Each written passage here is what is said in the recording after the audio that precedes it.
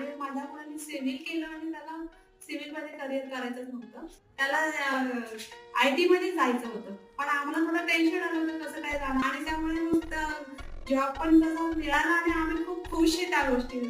त्या गोष्टीवर आम्हाला खूप म्हणजे त्यांच्या ऋणी आहोत आम्ही म्हणा. म्हणजे या बाबतीत आम्हाला खूप परवडलं आज रिलायन्स आणि मुलाने पण खूप हार्ड वर्किंग केलं. सुरुवातीच्या इंटरव्ह्यूला जाम घाबरला होता तो.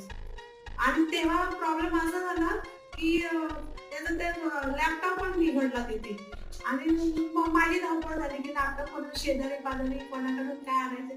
तोपर्यंत मी लॅपटॉप दुसरा चांगला आणत होते. म्हणजे 2 आणलेले ते चाललेलं त्याच्यामध्ये फॉल्ट निघाला. मग त्याने नवीन दुसरा जो जे लागत होता म्हणजे चांगला होता तो घेऊन यायचा. त्याचं ते बोलले की बाबा हे इथे स्विच करतो उद्या घेऊ म्हणून.